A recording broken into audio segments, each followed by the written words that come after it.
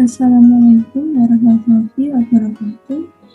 Saya Cahya Hening Widya Mahardika Putri dari kelas B, Program Studi Administrasi Publik, Fakultas Ilmu Administrasi, Universitas Brawijaya, akan memenuhi tugas asas-asas manajemen yang diampu oleh Ibu Purwaningtya, SKP, MAP. Di sini saya mengambil judul perencanaan bisnis menjual karya digital. Langsung saja kita masuk ke konsep binawi 1H. Yang pertama, buat. Bisnis online yang saya buat ini adalah dengan menjual beberapa hasil karya-karya digital. Yang kedua, why. Alasan saya mencoba bisnis ini yaitu saya ingin mencoba membantu orang tua saya dengan mencari penghasilan dengan kemampuan yang saya miliki. Selain itu, saya juga ingin mendapat apresiasi pada beberapa karya yang saya buat dengan cara membuat karya sendiri pada salah satu media sosial. Yang ketiga, web. Tempat saya mempromosikan bisnis ini yaitu di media sosial seperti Instagram, Twitter, dan beberapa web komunitas seperti Line dan Telegram.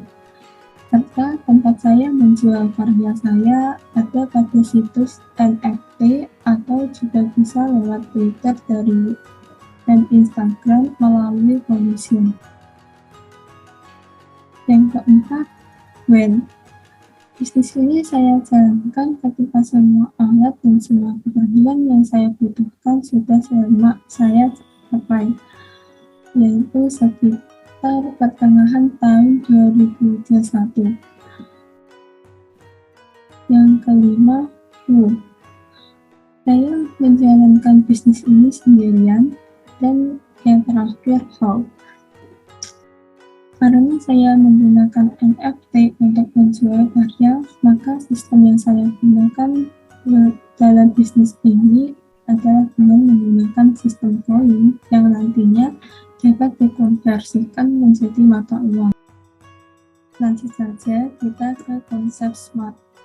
Yang pertama ada spesifik atau ruang lingkup. Karena saya menjual dan mempromosikan karya melalui beberapa media online, maka ruang lingkup yang saya ambil bukan hanya orang-orang sekitar, melainkan mencakup seluruh penjuru dunia. Kedua, masyarakat atau program kerja.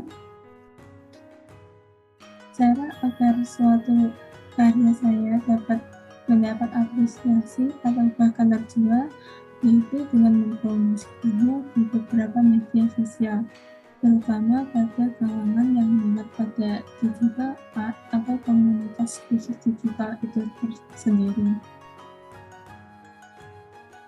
Yang ketiga, aksesibel atau dapat dicapai. Saya lebih menekankan penjualan gambar dengan konsep karakter desain dan menerapkan event atau festival budaya seperti pada festival tahun baru atau Natal dan sebagainya. Hal itu dapat membantu saya dalam berimajinasi dan menerapkannya pada gambar. Yang keempat, realistis. Dengan kemampuan yang saya miliki yaitu membuat karya seni digital dan menjualnya di beberapa media sosial, proses penjualannya cukup mudah dan milenial, sangat cocok untuk bisnis online di tengah pandemi. Yang kelima, time. Dalam pelaksanaan bisnis ini bisa dibilang baru saja saya memulainya. Saya selalu berusaha setidaknya update atau mempromosikan satu karya setiap 1 bulan. Ada juga beberapa hal yang membuat bisnis ini berhasil. Di antaranya, pertama, adanya niat dan tujuan yang jelas. Dengan adanya niat dan tujuan, kita dapat memastikan apa sih tujuan kita ingin membuat bisnis ini, Apa cuma coba-coba tanpa ada yang niat, atau ingin mendapat apresiasi sekaligus menghasilkan serta melatih kemandirian kita? Yang kedua, adanya perencanaan yang terstruktur. Hal ini dapat membantu kita bagaimana langkah awal yang harus kita lakukan. Selanjutnya, dengan perencanaan terstruktur ini, kita juga dapat mengetahui hal apa saja yang harus kita hindari agar bisnis kita berjalan lancar. Ketiga, confident dan tidak mudah menyerah serta sabar. Cukup pada tujuan awal serta tidak menyerah adalah prinsip awal ketika saya mencoba bisnis ini. Serta kita harus sabar. Karena menjalankan suatu bisnis adalah suatu hal yang tidak mudah dan tidak bisa dilakukan secara instan. Di samping bersabar itu juga, kita harus diiringi dengan diri yang terus berkembang. Yang keempat, dan sekaligus yang paling penting adalah pandai-pandai dalam memanage waktu. Seperti yang kita tahu, aktivitas di rumah tidak hanya menggambar dan menggambar. Terlebih setelah aktivitas perkuliahan online terkadang membuat saya kewalahan membagi waktu.